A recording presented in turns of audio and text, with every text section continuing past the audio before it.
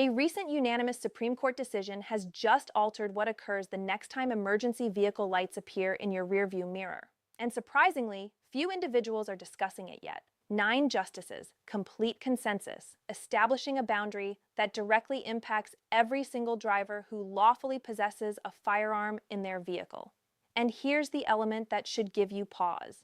Most individuals won't learn about this ruling until after it becomes relevant, until they're already stopped, until an officer is positioned at their window, until a completely standard traffic stop begins proceeding in a direction they didn't anticipate. Because in that moment, there's a critical decision that establishes everything, whether your constitutional protections actually safeguard you or whether they quietly vanish. And what makes this even more concerning is how misleading this ruling can be if you only comprehend half of it. On the surface, it appears like a tremendous victory, and it is. But underneath that headline is a set of conditions, limitations, and critical points that can completely reverse the outcome against you if you don't know precisely how this functions in the actual world. There are moments during a stop where this decision can shut everything down in your favor immediately. And there are moments where one statement, one action, or one incorrect assumption makes it ineffective. So before you ever find yourself on the roadside trying to determine it out in the moment, you need to comprehend precisely what just transformed and, more significantly, what didn't. Hi, I'm Sofia, and I examine major legal decisions like this in a way that actually equips you for what occurs beyond the courtroom, where these rulings either safeguard you or fail you completely. Because what just emerged from the Supreme Court isn't just another legal headline. It's something that directly impacts how law enforcement can engage with you the moment a firearm is present in a traffic stop. And in the next few minutes, I'm going to guide you through precisely what the court stated, why all 9 justices concurred, which almost never occurs in cases like this, and the critical details most individuals will overlook that could cost them everything in the wrong situation. I'll also demonstrate the specific moments during a stop where this ruling functions in your favor and the exact situations where it doesn't apply at all. And there are 3 specific vulnerable points built into this that you need to comprehend thoroughly because they're the exact points where circumstances go wrong for individuals who believe they're protected when they're not. To comprehend why this ruling matters as much as it does, you have to comprehend the tension that's been developing for years beneath the surface of something as ordinary as a traffic stop. Because on paper, your constitutional protections are very clear. The Second Amendment provides you the right to keep and bear arms. That's not unclear. And for millions of Americans, it's something they exercise every single day, lawfully, responsibly, and without incident. At the same time, the Fourth Amendment safeguards you from unreasonable searches and seizures. That means the government cannot examine your vehicle, your belongings, or your property without a warrant or a very specific legal justification known as probable cause. 2 constitutional protections, both fundamental, both non-negotiable. And yet, out on the road, those 2 protections started conflicting in a way that created a serious legal challenge. Because here's the question that kept arising in courtrooms across the nation. The moment an officer discovers that there is a firearm inside your vehicle during a traffic stop, what does that actually permit them to do next? Does that information alone provide them the authority to search your vehicle, even if you've done nothing wrong, even if the firearm is completely lawful, even if there are no other indicators of criminal activity? That question might sound straightforward, but the responses coming from different courts were anything but. And that's where circumstances started to get concerning for law-abiding firearm owners. Some lower courts began developing a legal theory that, at its core, treated the presence of a firearm as inherently suspicious. The reasoning proceeded like this. Firearms are dangerous by nature. If a firearm is present, then the situation carries an inherent risk. And if the situation is inherently risky, then an officer should have broader authority to ensure their safety, including searching the vehicle. On the surface, that might sound like a precaution, but in practice, it created something far more serious. It turned lawful behavior into a justification for government intrusion. It meant that simply exercising your Second Amendment right could be used against you to weaken your Fourth Amendment protection. Consider what that actually means in practical terms. You're following the law, you're possessing lawfully, you're not suspected of any crime, and yet the mere presence of that firearm could be treated as authorization for a search. No warrant, no additional evidence, No specific reason to believe you've done anything wrong, just the firearm. And once that logic starts to establish itself, you're no longer operating with two separate constitutional protections. You're being forced into a compromise. Possess your firearm or maintain your privacy, but not both. That's not how the Constitution is supposed to function. Those protections are meant to coexist, not eliminate each other. But this wasn't just a theoretical debate happening in legal education institutions. It was occurring in real traffic stops with real consequences.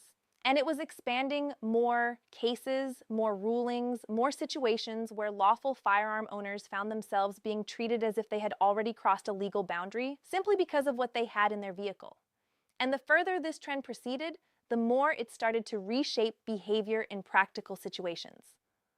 Officers didn't need to explain much beyond the presence of a firearm. Courts were increasingly willing to accept that as sufficient. And for the average individual, that created a situation where the rules weren't just unclear, they were shifting quietly but significantly. Because if the standard becomes firearm equals search, then every traffic stop involving a lawful firearm carries a built-in risk that has nothing to do with actual wrongdoing. That's the environment this case emerged from, not one isolated incident, but a growing pattern that was starting to blur a constitutional boundary that's supposed to be very clear. And once that boundary starts to blur, it doesn't stay contained, it expands, it gets tested, and eventually it forces the highest court in the nation to step in and decide once and for all where that boundary actually is. The case that finally forced the Supreme Court to step in didn't begin with anything dramatic. No high-speed pursuit, no major criminal investigation. It began the same way most of these situations do, with a routine traffic stop, the kind you've either experienced yourself or could experience any day. A minor violation, something small, the kind of stop that should be concluded in a few minutes with a warning or a citation and nothing more. The officer approaches the vehicle. The interaction begins normally. The driver is calm, cooperative, not behaving erratically, not providing any reason to escalate the situation. At some point during that exchange, it becomes apparent that there is a firearm in the vehicle. The driver doesn't conceal it, he doesn't act suspiciously, he discloses it or it becomes visible. Either way, there's no indication of illegal behavior. This is a law-abiding citizen exercising a legal right, and then the moment happens that transforms everything. The officer decides that the presence of that firearm is sufficient to justify going beyond the traffic stop, sufficient to search the vehicle. No warrant, no additional evidence, no specific facts pointing to a crime, just the firearm. The driver objects. He doesn't consent. He knows his constitutional protections, or at least he believes he does, but the search happens anyway. Now here's where this becomes larger than just one stop on the roadside. The case moves through the court system, and instead of correcting what occurred, the lower courts uphold it. They side with the officer. They accept the argument that the presence of a firearm by itself created a sufficient safety concern to justify the search. In other words, they validated the idea that being a lawful firearm owner could make you inherently suspicious in the eyes of the law. That's the moment this issue stopped being isolated and became something the Supreme Court had to address. Because if that reasoning stands, it doesn't just affect one driver. It rewrites the rules for millions of individuals. So the case reaches the highest court in the nation. And what happens next is something you almost never observe, especially in a case involving firearms and law enforcement authority. Every single justice across ideological boundaries, across legal philosophies, examines the same set of facts and reaches the same conclusion, 9-0. No dissents, no divided opinions, complete agreement. That alone should tell you how clear the court believed this boundary needed to be. And here is the core of what they stated. This is the part you need to comprehend word for word. The mere presence of a lawfully possessed firearm in a vehicle does not by itself establish probable cause to search that vehicle. Not maybe, not sometimes, not depending on the officer. Does not. That is a direct boundary drawn by the Supreme Court of the United States. What that means in plain terms is this. Lawful firearm ownership is not suspicious activity. Possessing a firearm legally is not evidence of a crime, and law enforcement cannot treat it as if it is. The court made it clear that you cannot use a citizen's exercise of one constitutional right as the justification to strip them of another.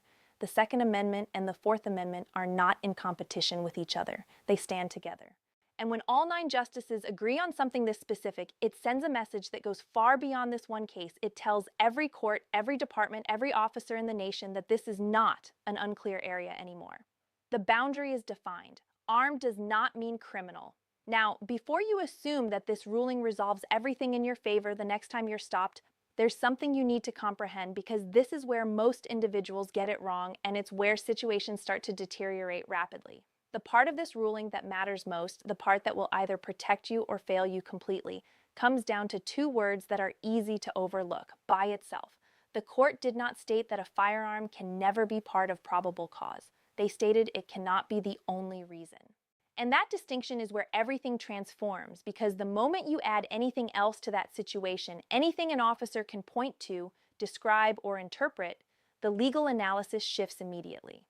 What felt like a clear protection can start to narrow rapidly. And this is exactly where individuals get caught off guard. They hear 9-0 Supreme Court ruling and assume they're covered across the board. But this is not a protective shield. It's a boundary. And boundaries only function when you comprehend exactly where they begin and where they end. So before you ever rely on this ruling, you need to comprehend the first major limitation, who it actually protects. This decision applies to lawful firearm owners. That word lawful is doing significant work here. If you are legally permitted to possess a firearm, this ruling stands behind you. But if there is any question about your legal status, any at all, the entire situation transforms. If someone is prohibited from possessing a firearm due to a prior serious conviction, a domestic violence restraining order, or any other disqualifying condition, the presence of that firearm is no longer neutral. It becomes potential evidence of a violation. And once that happens, the officer doesn't need to rely on this ruling, because the foundation of the situation is completely different. The protection only exists when your right to possess that firearm is fully intact and unquestioned. But here's where it gets more subtle and more concerning for individuals who think they're doing everything right. Even if you are legally permitted to possess, that doesn't automatically mean you're in compliance with every law that governs how that firearm must be handled. And that brings us to the second layer most individuals overlook, where otherwise responsible firearm owners run into serious challenges without realizing it. Because legality isn't just about whether you can have the firearm. It's also about how you're possessing it, how it's stored, and whether it complies with the specific laws of the state you're in at that exact moment. And if it doesn't, the entire dynamic of that traffic stop can shift in seconds. Every state handles firearm storage in vehicles somewhat differently, and those differences matter more than most individuals realize. Some states require the firearm to be unloaded. Others require it to be in a locked container. Some regulate whether it can be within reach of the driver. And then there are states where the rules change depending on whether you have a permit, what type of permit you have, or even how the firearm is positioned inside the vehicle. It's not always intuitive, and that's exactly why it becomes a challenge, because from your perspective, you might be doing everything right. You legally own the firearm. You're not committing any violation. You're simply driving from one place to another. But from the officer's perspective, if that firearm is stored in a way that violates state law, even slightly, that's no longer a neutral fact. That becomes a specific, explainable reason to believe a law is being broken. And the moment that happens, the Supreme Court ruling you're relying on doesn't apply in the way you think it does. The search is no longer about the presence of a firearm. It's about the unlawful manner in which it's being possessed or stored.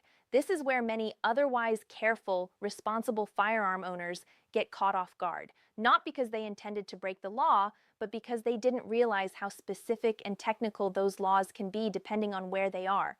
And in a traffic stop, there's no time to determine that out. The officer is making decisions in real time based on what they observe, what they're told, and what they know about the law in that jurisdiction. If something doesn't align even slightly, that's all it takes to shift the entire encounter. And then there's the third vulnerable point, the one that gets used most often because it's the most flexible. It's what's known as the totality of the circumstances. And this is where the firearm, even though it cannot stand alone as probable cause, becomes part of a larger picture that an officer can use to justify a search. Imagine a stop where everything seems normal at first. You're possessing lawfully. The firearm is stored correctly. On its own, there's nothing there that justifies a search. but now add a few small details. A passenger who appears unusually nervous, a faint odor that the officer believes could be connected to a prohibited substance, responses to simple questions that don't quite align. None of these things individually may be sufficient, but combined, they start to form a narrative. And that's exactly how it's framed. The officer won't state the search was because of the firearm. They'll state it was because of the totality of everything they observed, the behavior, the environment, the statements, and yes, the presence of a firearm as one piece of that larger context. The Supreme Court did not eliminate that type of analysis. It didn't remove an officer's ability to interpret a situation based on multiple factors. What it did was remove the ability to rely on the firearm alone as the sole justification. That distinction is critical because in real-world scenarios, stops are rarely judged on a single detail. They're judged on the combination of everything happening in that moment. And once multiple factors are in play, the protection from this ruling becomes narrower and more dependent on how that situation is interpreted after the fact.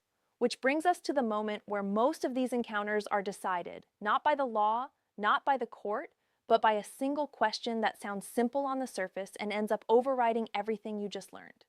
That moment comes when the officer looks at you and asks a question that sounds harmless, almost routine. Do you mind if I examine inside your vehicle? It's calm. It's polite. It doesn't sound like a command.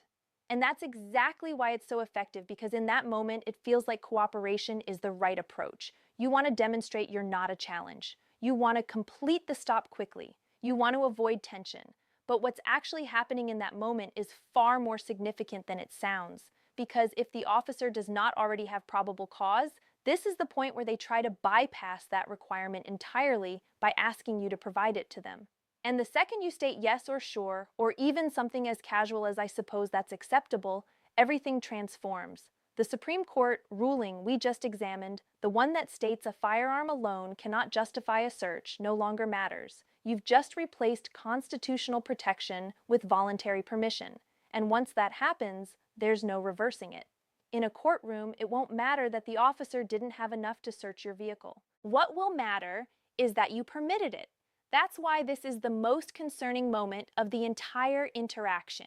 Not when the officer approaches, not when the firearm is mentioned, but right here, when it feels like the easiest thing to do is state yes and move on. And to make this even more effective, officers are trained to apply just enough pressure to make refusal feel uncomfortable.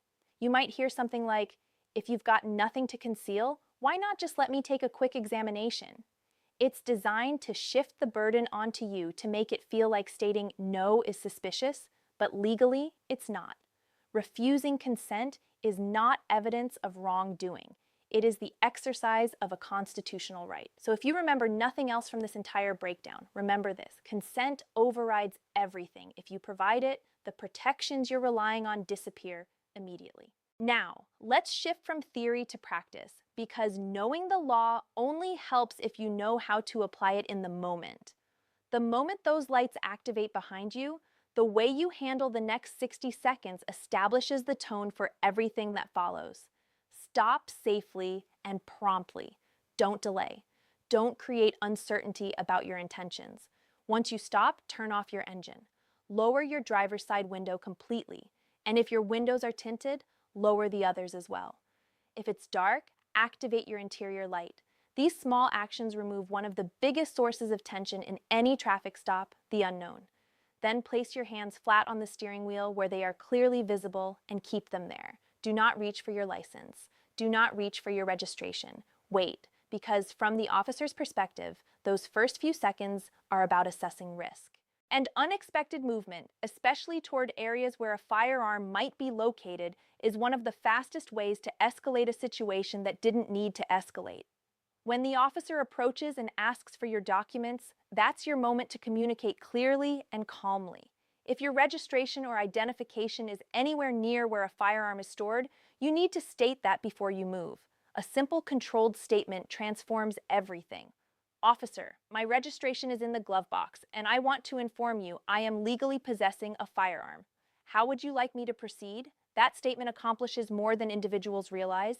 It demonstrates cooperation, it removes surprise, and most significantly, it puts control of the situation into a structured, predictable process. You're not guessing, you're not reaching, you're asking for instruction. And in most cases, that immediately lowers the intensity of the interaction because now the officer knows exactly what's happening and, more significantly, what isn't happening. But even when everything is handled correctly up to this point, there's still a critical part of the interaction where most individuals lose control of their position. And it happens not because of what they do, but because of what they state next.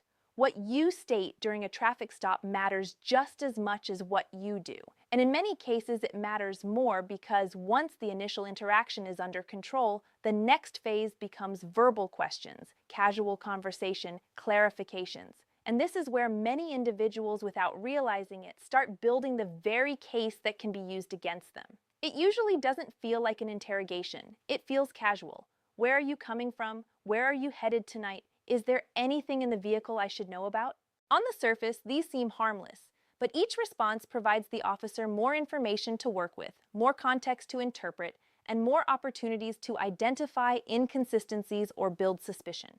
And remember, once multiple factors come into play, the protection from that Supreme Court ruling starts to narrow. This is where restraint becomes your advantage. You are not required to respond to investigative questions unrelated to the purpose of the stop. You can respond calmly and respectfully with something simple like, "I'd prefer not to respond to additional questions." No attitude, no escalation, just a clear boundary, because the objective in that moment is not to convince the officer of anything. It's to avoid providing them material they can later use to justify expanding the stop. And one thing that cannot be emphasized enough, never provide false information. Not to make things easier, not to avoid discomfort, not to speed things up. A single false statement can turn a routine stop into a separate legal issue immediately. What could have been a simple interaction becomes something far more serious. And at that point, none of the protections we've discussed will matter in the same way. Now we return to the moment that defines everything, the request to search, because this is where your response determines whether your constitutional protections stay intact or quietly disappear. When the officer asks, "Do you mind if I examine inside your vehicle?" your response needs to be clear, calm, and controlled. Not defensive, not argumentative, just direct. "Officer, I respect the work you do, but I do not consent to any searches of my person or my vehicle." That's it. No explanation, no debate, no references to the Supreme Court or your constitutional protections in detail. The roadside is not where legal arguments are won, it's where positions are preserved. If the officer follows up with pressure, if you've got nothing to conceal, why not just let me check? Recognize what that is. It's not a legal requirement. It's a psychological approach. And your response doesn't change.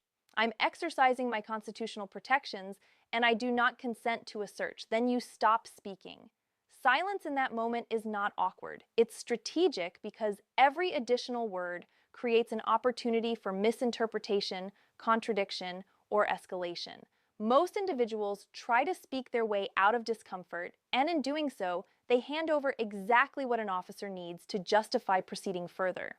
By staying calm, by being clear, and by knowing exactly when to stop speaking, you maintain control of your legal position without escalating the situation. You're not resisting. You're not being difficult. You're simply not giving away constitutional protections that the law is already protecting for you. And even with all of that handled correctly, there's still an unclear area that causes confusion in real-world stops because officers do have certain authorities connected to safety. And comprehending where those end and a search begins is where this ruling becomes especially significant. There's a boundary in the law that often gets blurred during traffic stops, and it revolves around something called officer safety. Courts have long recognized that traffic stops can be unpredictable, and because of that, officers are provided a certain amount of authority to control the situation. This includes the ability to ask you to step out of the vehicle, to reposition you, or to take limited actions to ensure that the immediate environment is secure. That part didn't transform with this ruling, but here's where the confusion and the overreach often happens. That authority is limited. It's meant to address immediate safety concerns, not to open the door to a full search of your vehicle. Before this Supreme Court decision, the presence of a firearm was often used to extend that safety concern much further than it was supposed to proceed. Officers could and often did argue that because there was a firearm in the vehicle, they needed to check the entire area within your reach, and in many cases, courts permitted it. What this ruling accomplishes is tighten that boundary. It makes it clear that a lawfully possessed firearm on its own is not sufficient to justify expanding a safety check into a full evidentiary search. If an officer wants to proceed beyond basic safety measures, they now need something more, something specific, something explainable, something that points to an actual threat or a violation of the law, not just the abstract idea that a firearm exists. That distinction is where this decision has real impact in the real world because it forces a separation between I want to ensure this stop is safe and I want to search this vehicle. Those are not the same thing, and now they can't be treated as if they are without proper justification. But even with that boundary clearly drawn, there will still be situations where an officer proceeds with a search after you've refused consent.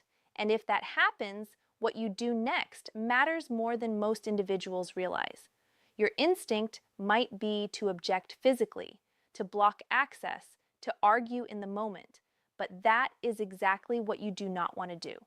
Because the second a situation becomes physical, the focus shifts away from whether the search was lawful and onto your behavior. And that can create a completely separate set of challenges that overshadow everything else. Instead, you stay controlled, you stay composed, and you make one thing clear verbally so it's captured on body camera and recorded as part of the interaction.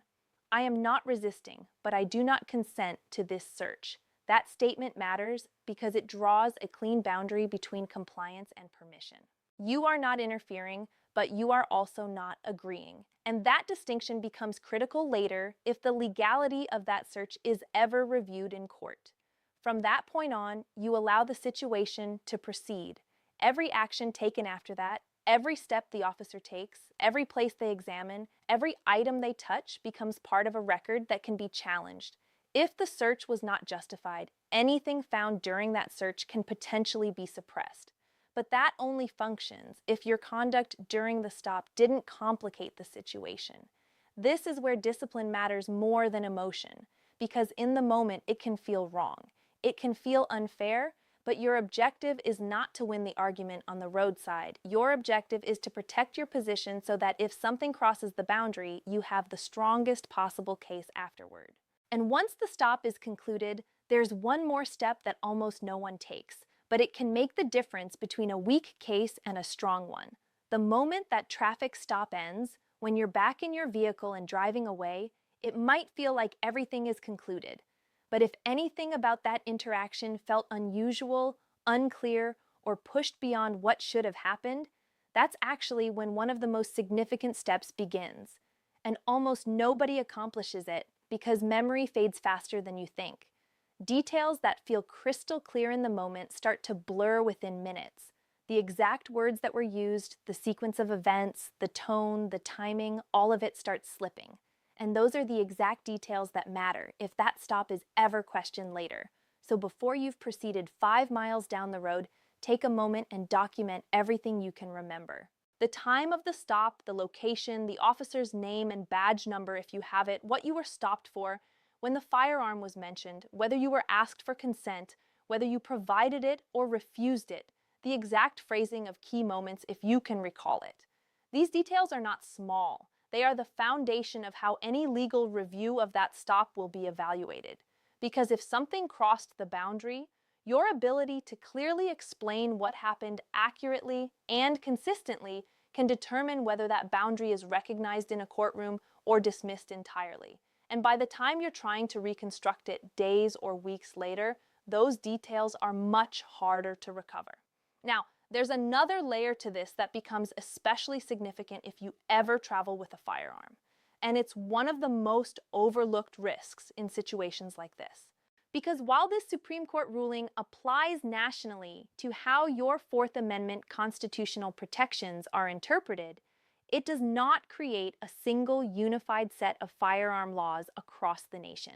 Every state still has its own rules, its own definitions, its own requirements for possessing, transporting, storing, and disclosing a firearm. And those rules can transform the moment you cross a state boundary, sometimes in ways that aren't obvious unless you've researched them ahead of time. A permit that's valid where you live might not be recognized in the next state. A method of storage that's completely lawful in one place might be a violation somewhere else. Even something as simple as where the firearm is positioned inside your vehicle can shift from compliant to unlawful depending on the jurisdiction. And the moment your possession becomes unlawful, whether you realize it or not, the protection from this ruling disappears. Because again, this decision protects lawful possession. It does not override state-specific laws, and it does not apply when those laws are being violated. That's why preparation matters before you ever begin driving. If you're traveling across state boundaries, you need to know exactly how each state you're entering handles firearm laws. Reciprocity agreements, storage requirements, duty to inform, all of it. There are tools and resources that make this easier. Applications, official state websites, but the responsibility ultimately falls on you to know where you stand legally at every point in that trip. Because in the moment of a traffic stop, there's no time to determine it out.